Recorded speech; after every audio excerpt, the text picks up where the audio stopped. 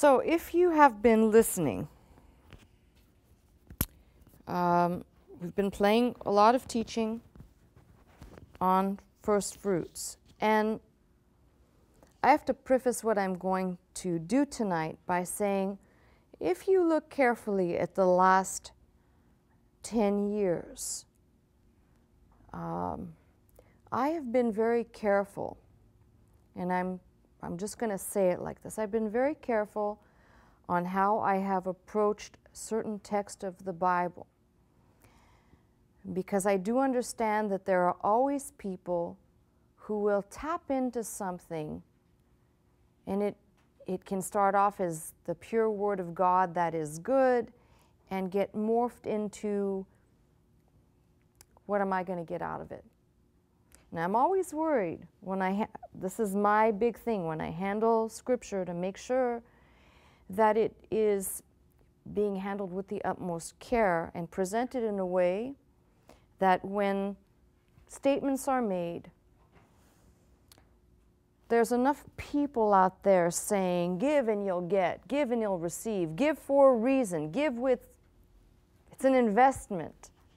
So I've always been careful when I approach, especially on the subject of giving of any kind, to make sure that I'm attacking a principle. So tonight we're going to tackle and do a little bit of examining the concept of first fruits, and there's a good reason to pay attention, even if you've heard all the teaching and all the teaching that will play through the month of January. If you look in the Strongs, you will find, if the director will take my tablet, I gave an example here just out of Exodus and Leviticus, but you will find, if you look in the Strongs, you will find two different numbers under first fruits. The first number, Strong's 1061, is this bik-koor.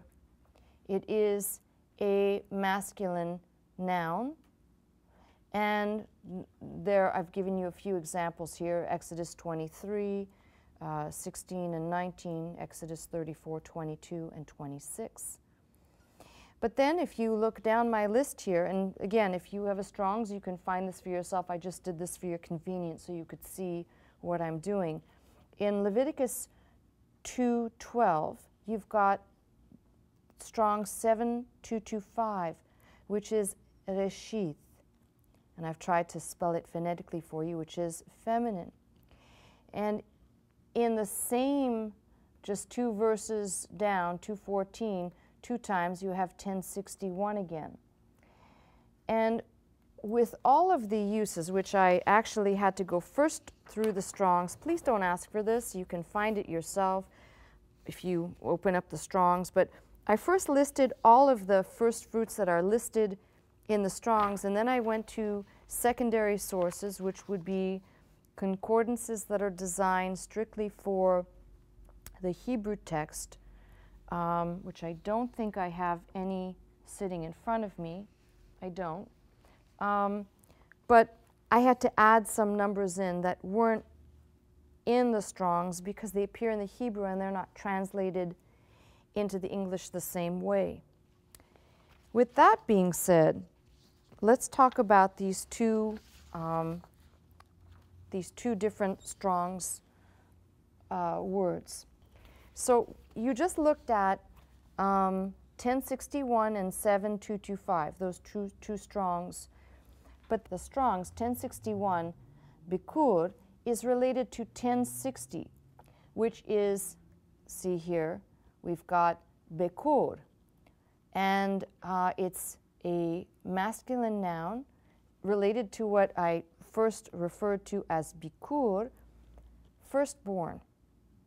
Now what's interesting about that is, considering that Genesis is a book of firsts, the first time the word firstborn is used, it's very strange. When I started to analyze this, it actually bugged me a little bit. The first time the word firstborn is used is in Genesis 10:15, and it's used to reference Canaan's first firstborn child, which is very bizarre if you think about it, because in the first begotten, after Adam and Eve, of course, made by God, and then you've got their children, Cain and Abel. And you would think that there would be a firstborn reference there, but there is not. So it's kind of interesting that the first reference to firstborn occurs 10 chapters in Genesis, 10 chapters in. That's just a footnote, so you can kind of mentally see the interesting things about language. So that's 1060. Related to 1060 is Strong's 1062, which is this word here. It's slightly different. It still looks like our first word, but slightly different. You can tell that it's a female noun, feminine noun, bek-koor, and this noun occurs for the first time in Genesis 4:4, referring to Abel's offering that he brings. And this is interesting because it's used there of the firstlings. I think it's a plural noun. And then, for example, later in Genesis, the same word will be used several times to denote birthright in the Jacob and Esau passages where the birthright is sold for a bowl of pottage or porridge. So it's kind of interesting. We read these words and we don't see the interconnections of these words. But if you keep going, from 1061 to 1060, if you look in the Strongs, it will say from 1069, which is actually a verb, bachar, which only occurs 4 times. Now, it's just something noteworthy, just a footnote there to say how interesting this is. Of course, I'd spend the time looking up commas. All right. So now, please, if you would turn to Exodus 23:19, and let's take a look at this. Exodus 23:19 reads like this: the first of the first fruits of thy land. So take a look at what we have. The first, 7:2-5, reh-sheeth, of the first fruits, which is our root of bik-koor, or in the plural, bikurim. And why I thought this was interesting, we don't tend to associate these things, but see if you see the correlation between, obviously, the book of Genesis, even though I'm referencing something in Exodus. The book of Genesis, which is a book of firsts, and if you add to this, this is how the book of Genesis is referred to, Bereshith, because it begins with Bereshith, Bera Elohim, in the beginning, the book of firsts. So it's interesting, the concept of reh-sheeth, which if we keep moving into that word, we get things like Rosh Hashanah, the first or the head, the front. And what is from our word for first fruits. Now, why should you pay attention to this? I'm going to read you some of my chicken scratch here, because I thought this was interesting. By the way, the rest of that verse says, thou shalt bring it into the house of the Lord thy God. And that comes right before, or just before, the verses which we've always kind of associated with the promise that goes hand in hand with the first fruits of basically bringing the first fruits. Here is the promise of God in that passage. But before we go there, let's, I might even not go there tonight, I may go somewhere else. Let me read to you some word definitions and associations having to do primarily with bik-koor, because reh-sheeth seems self-evident. It's the first, the beginning, can refer to or mean the best. So, bik-koor, the Arab bik-koor means to arise, to do something early. The Syriac bik-koor in the Payel, to be first, Aramaic bik-koor, early rain. The only anomaly I found in the Semitic languages was in the Akkadian with bukru, which means sun, which is only found in poetic texts.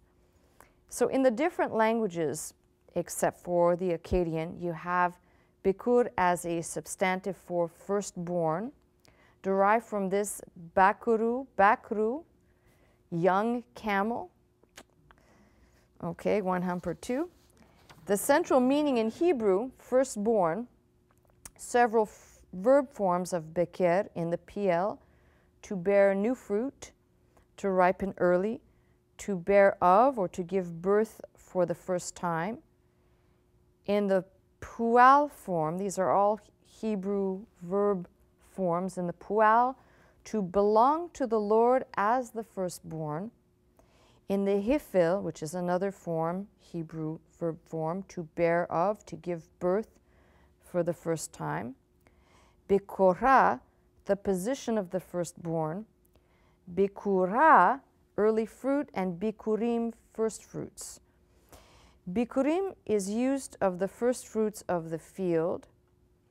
This is kind of important because I'm going to show you something and you'll understand why these words are actually really important, that you pay attention to a principle and don't go Old Testament law. We don't do that. There's a very good principle in here that is pointed out so clearly. So this word and its derivative, bikurim, the plural, can be used of the first fruits of the field, including bread, and we know that bread does not grow on trees, right? It has to be made, but bread, plants, grapes, figs, and the relationship between the first fruits called bikurim to those called reh-sheeth, which is what I'm looking at, Strong 7225, and the significance of each of these cannot simply be understood by synonymity. They're just simply not synonyms. There's relevance as to why something is being referred to as the first of, which could indeed mean the best of the first. There's all kinds of ideas here that could pop up using the word reh-sheeth coupled with the bik-koor or bikurim. So, as I said, the reh-sheeth can also mean the best. Bik-kooroth, the ending oth, means firstborn of beast, different from something called pitir rechem, which would be the opening of the womb or the matrix. So it has a middle position between vegetable firstfruits and human firstborn, if you were analyzing these in the text. The concept of offering of the first, the consecration to the giver of all good things, the firstborn of both man and animals, the prime parts of sacrifice, were regarded as the first installments of God's blessing.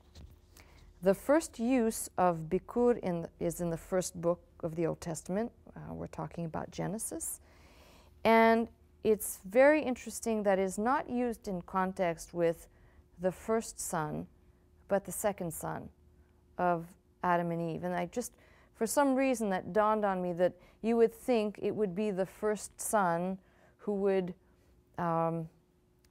be referenced as the firstborn and the first and so forth. We don't even get that until much later. Genesis 10, and it's referencing the sons of the cursed line, Canaan. Okay, when I said the first time this word bik-koor occurs, it's in Genesis 4. And this is what's interesting. I've often said that Cain's offering displeased God because he was offering to God what was of the land and cursed. And that may be just a generic idea, a general statement. But more specifically, you get great clarity when you see the difference between Cain brought of the fruit, which here is the word peri, the fruit of the ground. It doesn't say that he brought the first of. He brought the fruit of the ground, and it's called an offering unto the Lord. And Abel he also brought of the firstling. Here's your first use of the word. So the mem in the Hebrew, forget about that. Let's just look at the word bik-koorot, firstlings of his offering. And I want you to notice something. Both of these are, both Cain and Abel's are referred to as offerings, both offerings called mincha. But one of these you can clearly see is the first of versus simply just the plain old fruit of the ground.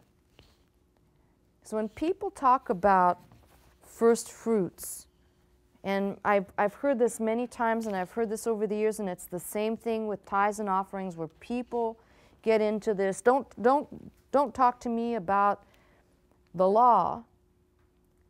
And unfortunately, there's a greater law at work than the law that they're referring to, and it's a spiritual law that is a principle. And I've said many times, failure to get the principle, you will automatically either engage in legalism and you will miss the point. And there's a very good point being made here. Now, I think when you have the ability to see Cain's offering is not in the category of bik-koor, and we'll call it the first and the best. He just offered the fruit of the land as any old offering. So the first thing I want to note about the first fruits or any offering to God is listening to God's word and understanding the core principle is infinitely more important than just randomly saying, well, it's like dishing out things. Here, I'm going to throw enough stuff out here, it'll appease this angry God. God's not interested in that. And so if you start meshing these things together, and I picked specifically 2 texts tonight to show and emphasize a principle regarding first fruits. Deuteronomy 26 and verse 10. And I'm going to start by reading beginning at the 26th chapter at the first verse, so it'll flow and it'll make sense. But I'm going for the 10th verse, with something in the 10th verse that will give clarity when people have these great reservations and get angry about hearing, why should I do this? What is the purpose?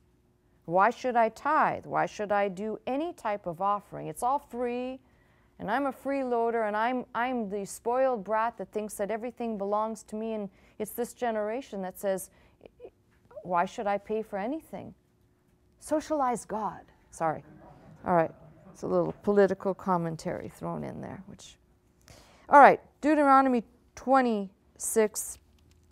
And it shall be, when thou art come in unto the land, which the Lord thy God giveth thee for an inheritance, and possess it, and dwellest therein, that thou shalt take of the first, there is our word, reh-sheeth, of all the fruit of the earth, which thou shalt bring of the land, thou shalt bring of thy land, that the Lord thy God giveth thee.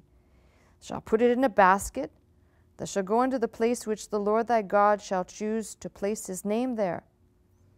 Thou shalt go unto the priest, that shall be in those days, and say unto him, I profess this day unto the Lord thy God, that I am come unto the country which the Lord sware unto our fathers to give to us.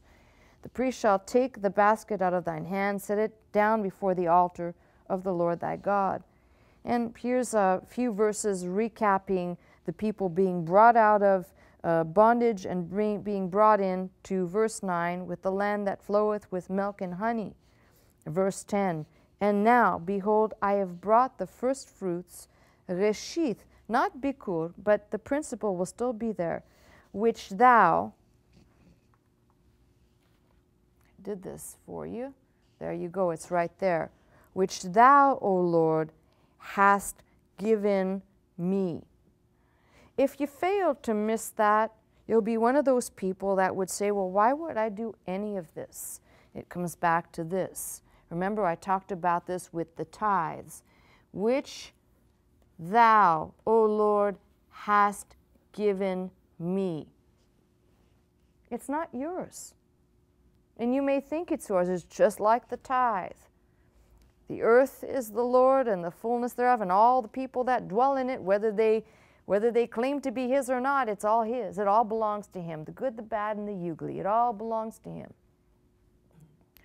This particular verse sets the record straight and has the perfect attitude, if you will, towards this concept. The first fruits which thou, O Lord, hast given me. And if you read the last part of this, and I wrote this pretty big on my tablet, and thou shalt set it before the Lord thy God, and worship before the Lord thy God. And I put this nice and big because people tend to think that giving, and any type of giving, isn't spiritual. And I've heard this many times. Well, you know, this is God's word right here saying you bring the first fruits of whatever it is that you're bringing, and you set it before the Lord, and you worship before the Lord. Tell me that there's anything in between the bringing of the first fruits, the placing at the altar, and worshiping. Don't try and separate these things. I get very impatient or intolerant with people who will say, but we shouldn't be doing that. In fact, I was reading an article today that said why Christians should not pay tithes, offerings, or first fruits, or any type of offerings, because the New Testament church, and here they go, and I'm thinking, what? I just want to say it. What frickin' Bible are you reading? Sorry. I don't know what you must not be reading the same Bible I'm reading, because cover to cover.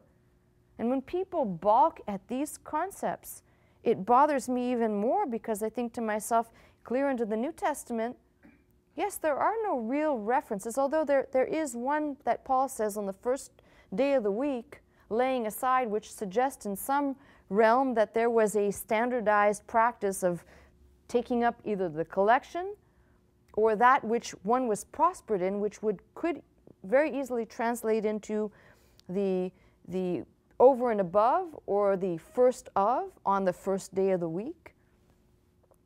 But other than that, the New Testament universe doesn't have these type of principles, because they gave it all, everything.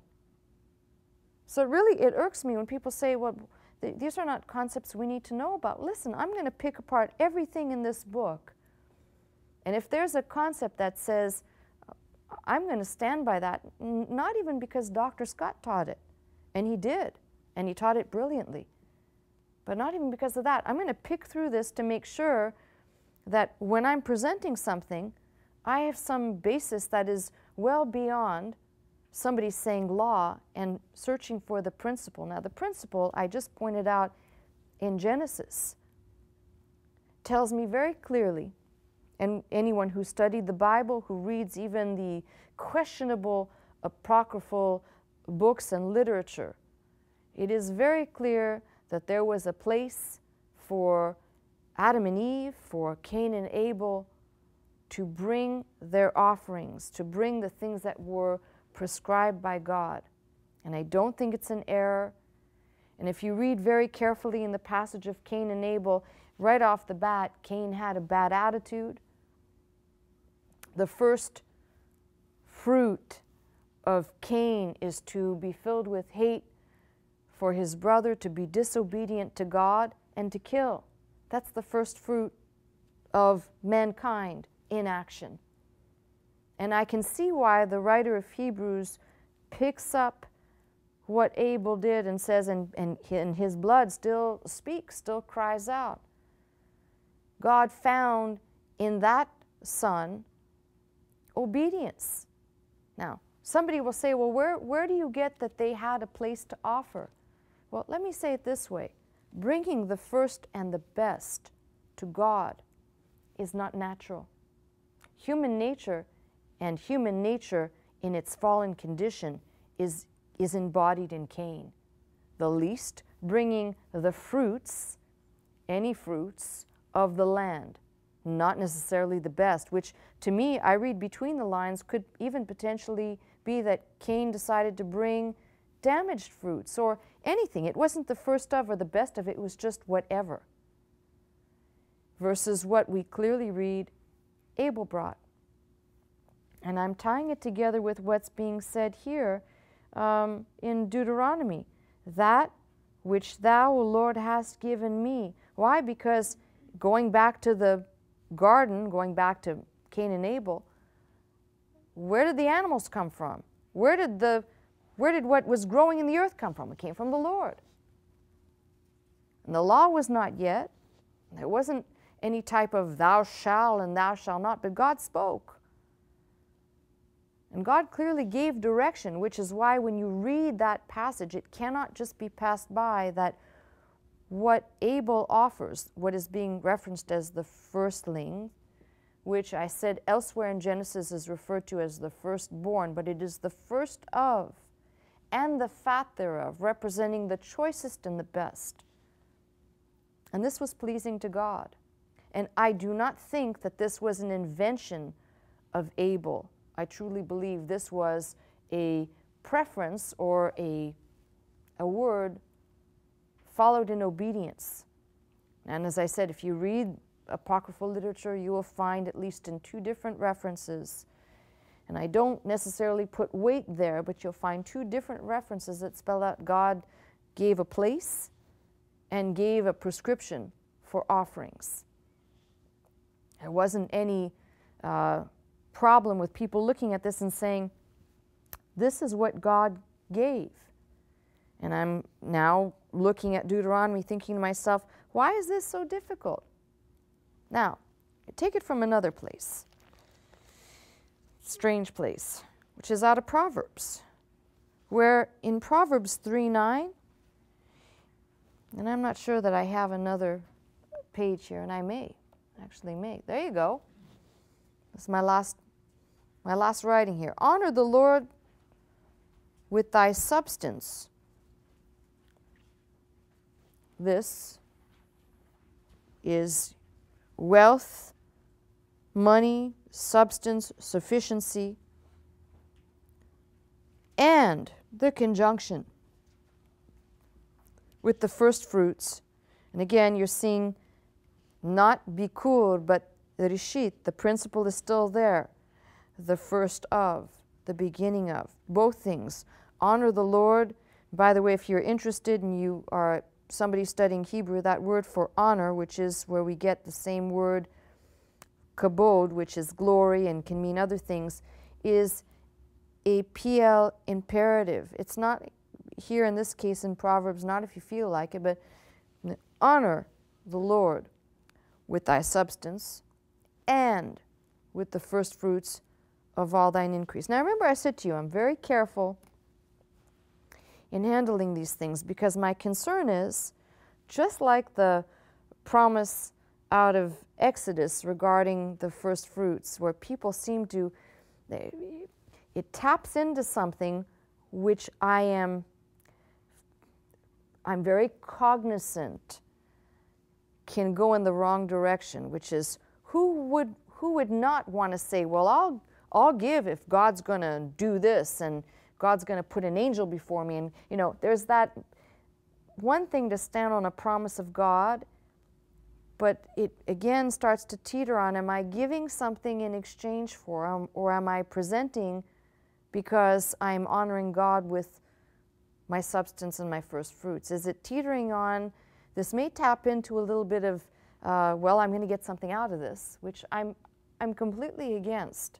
If that's your method for giving, even though there's a promise, and there's a promise here in Proverbs as well, that has the same danger, that taken with the wrong spirit and the wrong mindset begins to develop this, I'm not really giving anymore, I'm giving because I'm expecting to receive something in exchange. Here in Proverbs it says, reading into verse 10, King James reads, so shall thy barns be filled. I wrote this in pieces from Hebrew. So thy barns, they will be filled with plenty. It says here, and thy presses shall burst out with new wine. I'm not against presenting a promise that says you're honoring God with your substance and your first fruits of all your increase, and presenting this and saying, and this is what the Word of God says, essentially you won't have lack, and in many cases, if you want to just take it the way it is, there'll be a busting forth of or an excess of. What I don't like is presenting this and then somebody runs with this and decides, well, this is like a good investment. I'm going to put my first fruits here, and God's going to make everything bust out at the seams. Now, how this gets a little bit corrupted is when the motivation for giving is to be the recipient of it. And not that that's bad, but if it develops into greed, if it develops into this is the motive for giving versus honoring God and showing Him honor, which back there in Deuteronomy I also referenced worship. If you leave off these concepts of worship and honor and you just attack the promises, I'm telling you what I've seen over the years is it's a shipwreck of people who, well, of course, this taps into our fallen nature. Who wouldn't want that? Who doesn't want to have more? And these are wonderful promises, but put them in perspective. Honor first, worship first, doing the things that are there in obedience to the Word of God, then here is the spillover of that. And if it's understood in that light, I have no problem with it. I have a problem when people begin to make this like the lotto. That I'm against, because it will always bring you to see and view giving in the worst light. Sorry, I just have to say it. I don't ever want to be misunderstood on this. People can twist my words in many other areas, but this is when I'm sensitive, because I believe that when we give according to the things in this book, and when we are giving, it starts first with our heart being right towards God. And it doesn't necessarily mean that I'm perfect or I do things perfectly. I cannot be. But my heart is right in that I'm not filled with this, what I've called the investment or the blessing syndrome that every other person out there seems to just get on the bandwagon and suddenly, whoosh. And believe me, there are enough of those crazy people out there that listen to me, that take one or two things of the things that I've spent lots of time studying, and they twist it like one of those balloons that they make into something. Now it's a dog, now it's a tree, and they'll take it and they'll present it as a brand new way, a new shtick to get, people to give money.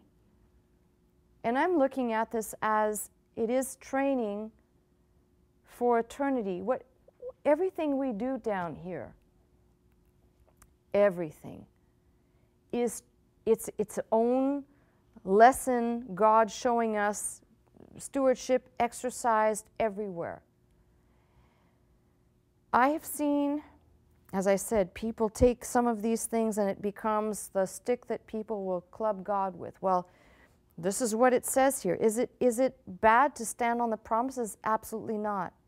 I just don't want people saying I'm teaching something that leads to people tapping into greed and veering off the track of the first thing, which is you present these things.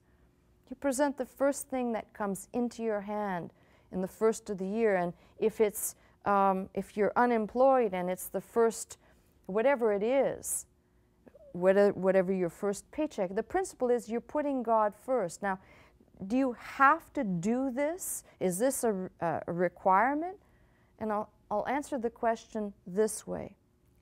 There isn't anything that is required of anyone until you recognize that your whole life is a demonstration, not for other people, Godward, of what you really have come to believe God's Word and faith in God's Word means for you. So let's step away from first fruits for a minute and let's talk about you and me. If you're unwilling to present yourself a living sacrifice, as Romans 12 says, if you're unwilling to do that, there's the first of everything that I've just said. not willing to surrender. Let's talk about how corrupt most people are when it comes to calling themselves Christians. People say, oh, I'm a Christian. And a Christian is a follower of Christ. And what did Christ say? Christ said, if you're not willing to prefer me above mother, father, sister, brother, yea, and your own life also, you can't be my disciple. The majority of Christianity says, focus on the family, family first. Jesus says, this is your priority. You put me first. You prefer me above all these other. Does it mean that you have to cut everybody off? No. It just means you prefer him first. You put him first. Colossians says that he might have preeminence in all things, not in just some things, not when you decide.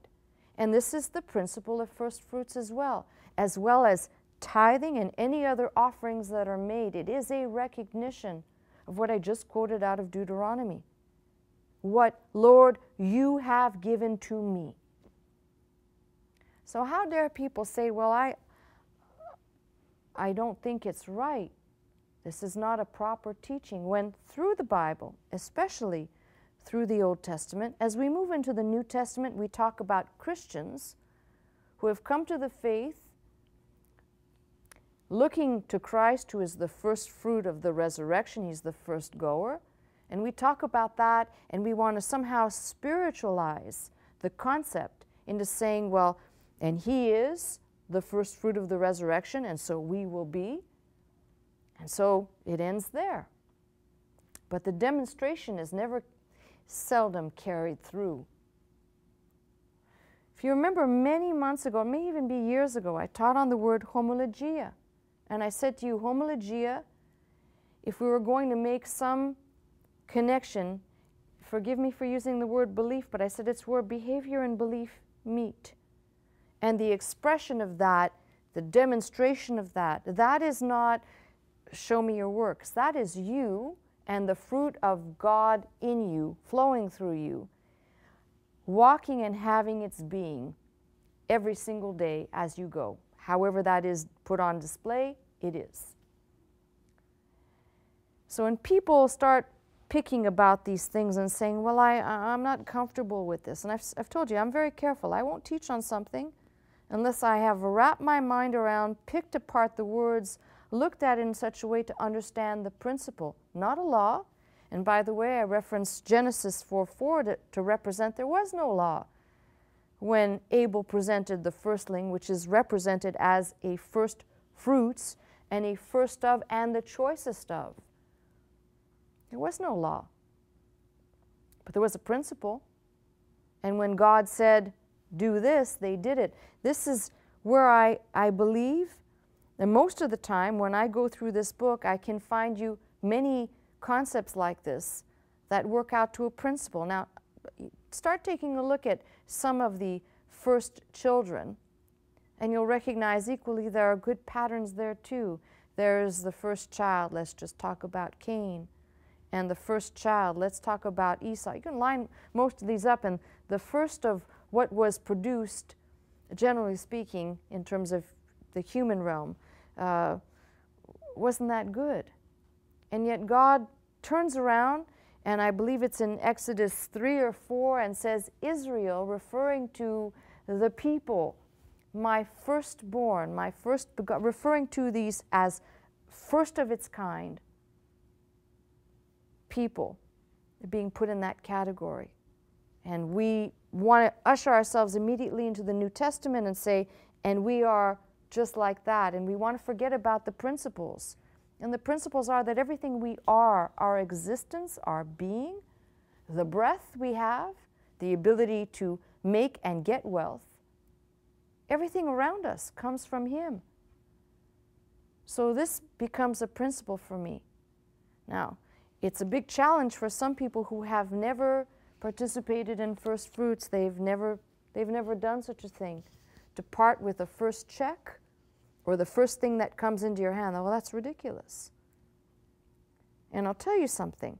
The promise that Dr. Scott I listened to him for many years teach on this. You've listened to him many years out of Exodus, which comes right after the passage that I just mentioned. Exodus 23. The first of the first fruits of thy land thou shalt also bring into the house of the Lord thy God. You're not delivering it somewhere else. In fact, if you go through the Bible, you'll find the first fruits delivered into the house of the Lord. Then if you travel through the Bible, delivered to the priest. There's a refinement as you go through the Bible. But if you just, for entertainment purposes, because you know how I like to add color to my Bible, if you start looking at where God says, I send, I have, I will, and how many times does God say, I will? I will be an enemy to thine enemies. I will cut them off. I will blot them out, literally. I will take sickness away from the midst of thee. I will fulfill the number of thy days. I will fulfill. I will send my fear before thee, destroy all the people to whom thou shalt come. I will make thine enemies turn their backs unto thee. I will send. I will, I will, I will, I will. And God says, I will do all of this for your obedience to my word. Now, as I said, I'm taking this as a principle. There's great promises in here. God sending an angel before you to keep you. And of course, I also not only looked at the eyes of God saying, I will send, I have, I speak, I will, but I looked at all of the these, the thines, the yours, what God is speaking to his people. And there's a lot in there. You read it for yourself. There's plenty of teaching that will play on this subject. The point that I'm making is there is a principle. And I've said it many times. I've said it regarding tithing. I've said it regarding now first fruits. You put God first. He takes care of the rest. You want to stand on the promises of the first fruits, this being what I just referred in Exodus. You want to stand on the promise referred to in Proverbs 3. I have no issue with that. But begin with the right premise. There's a principle there. I believe when God sees that we recognize him, not just in our pocketbook, by the way, but in all things, God blesses. Now I'm going to speak about how I can take from what I just taught about money-wise, the tangible, to the living everyday type things. You put God first. I sit, I study, I put the information in, I take it in, I will pick, I will dig, I'll do everything I can. That's putting God first in my calling. And God will take care of the rest. That is, in perfect communication perhaps, but it's still his word being communicated. He'll take care of the ears that need to hear and the hearts that need to understand that this is not some scheme. As I told you, I've been very careful and very diligent to handle these things so that I don't get people giving for the wrong reasons, because that's also part of my responsibility, to make sure that people are doing their part, but they're doing it in a way that is still pleasing to God and according to what his word spells out, and not according to the warped mind that says, well, yeah, okay, if this, then that. You're starting to get to know a little bit about me, and I'm more concerned about that than having somebody say, well, I get the concept, and you're not trying to dangle the carrot. And the paradox is the promise is there for you to claim. Just don't make it this is where I'm going there to get that. No, your reason for giving first fruits is a demonstration. And that's saying that God blesses the rest just like the tithe. Put God first, he'll take care of the rest. And how many messages have I had over the last many years of people saying, well, I just don't have, or I just can't. And I said this yesterday, and I'll keep saying this. To say a person cannot give is refusing to acknowledge that whatever the person has, it's refusing to acknowledge that God gave it even to the smallest degree. Because if it is his and it does belong to him, then you look at what is there and you say, well, it all belongs to him. I have something. The embodiment of the one who gave out of substance, not out of excess, the widow's mite. And there's the representation right there. Now, I'm homogenizing to make a point, but I don't want to get off track of why I'm teaching about these words. The first of and the best of are not to be first understood as the end road to get to a promise that has a lot of wonderful things attached, but first as honor to God, and secondly as worship. And when that is understood, I don't think there's a danger of tackling these promises in a greedy, out of context way. Now, some of you may say, well, that's a very cautious way of handling things. I must be cautious because I'm not looking at what you're doing or what I'm doing as just, well, let's just get money. Let's just get people to give, and this is a good gimmick to do it. I think every single thing we do counts for eternity. And God is concerned with not only the way we do things, but the heart that's involved. Where is my focus when I'm doing this? It's like going to the table of the Lord and not being focused completely on Christ and his finished work. And I've been in places where they'll say, now examine yourself, see if there's anything that you need to bring forward, confess, pick apart. And I'm thinking, huh? And it's the same concept with this. There cannot be a focus on, well, what am I going to get? The focus must be on, this is how I show God. Everything that I have, Lord, belongs to you.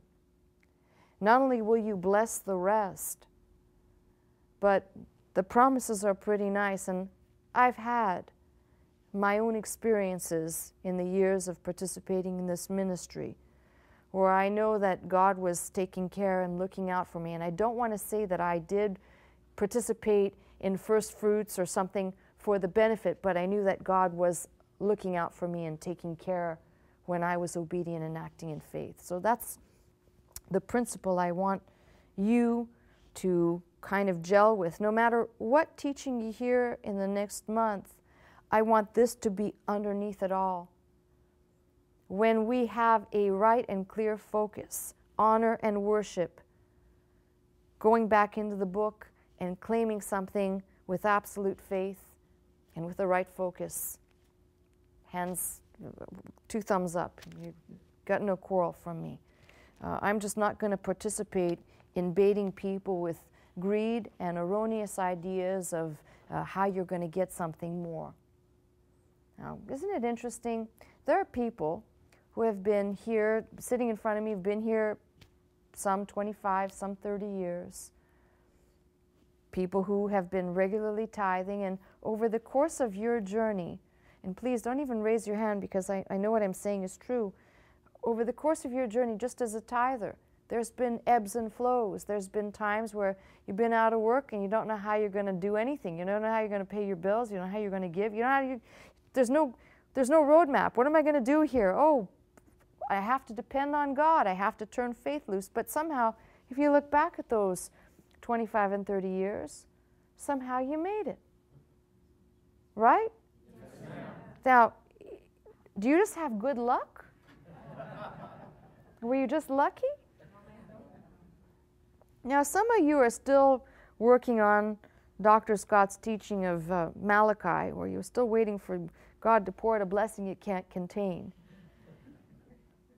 What I'm saying to you, though, is with the right mindset, you can look back and say, oh, yes, the Lord provided, and provided in such a way that I was able not only to put him first in first fruits and in my tithes and offerings, but a clear demonstration of God's hand protecting me, leading me, guiding me, and giving me the substance and the provision that I needed to get through the rest of the year or the rest of the month, whatever the situation was. That is a true statement. I don't think there's anybody in the sound of my voice, if you're looking back, would argue.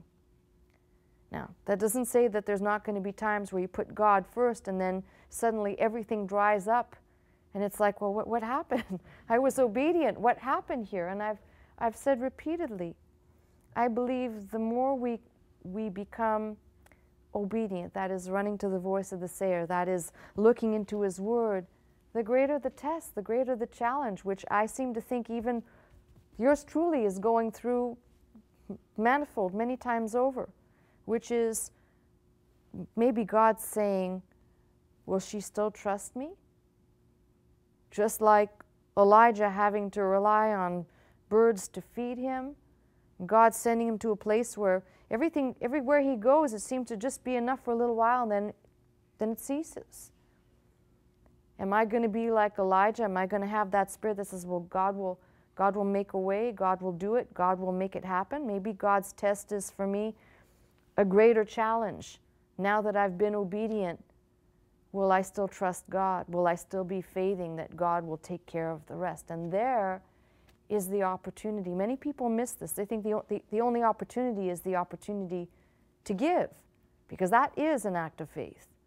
But there's the other opportunity, which is turning faith loose to say, God will make the provision and then some to get by for the rest of the time. Will the test come? Absolutely. That's part of the trip. So we are going into January Firstfruits month, and I'm expecting that those people who are participating, they know why they're participating. There isn't some, bait and switch. There isn't some, well, I'm doing this to get that. It's an act of obedience. It's an act of faith. And it says, for one thing, I'm starting the year off no matter what happens. 6 months from now, I may lose my job. I may lose my house. How many messages have I read from you out there, saying, I did this and then this happened? It reminds me of the people who were extremely faithful givers, like we're talking about. They would call in their pledges every single week, faithful to just be committed to this ministry, made an incredibly large leap of faith. I believe it was the year after Dr. Scott died, and said, we're going to increase our giving, we're going to help you, because we were in a terrible crisis. And immediately following that, and these were people who were extremely faithful, immediately following that, these are people who lost their house. I mean, it was kind of like a Job situation. I mean, I was reading their letter and thinking, wow, this is really bad. This is really pretty bad when you consider that they made this great leap of faith. And even back then, when I was still kind of stepping up to the plate and talking to God a lot about why would you let this happen, it came to me that this was their faith challenge. Would they still be trusting God, or would they fall away? And the interesting part with these people is that they stuck it out, and they actually took what Dr. Scott had taught for many years, which is when you get in a rut, you give your way out of a rut. You don't start holding on tighter to things. You start giving. The more you give, which is turning faith loose, God will open up the channels for faith to flow, for you to stand on those promises, that then the provision will be there. So with that being said, I know there's plenty of people who have not called in and who have just been kind of sitting thinking, well, I can't do that, or I'm not ready to do that. But that's the faith challenge for those people who are wanting to know where I stand. I just said to you, honor God and worship Him first. And the rest of these things get sorted out. When the first things are put first, God will sort out and take care of the rest. I need you to get on the telephone. Get busy. Come to His house.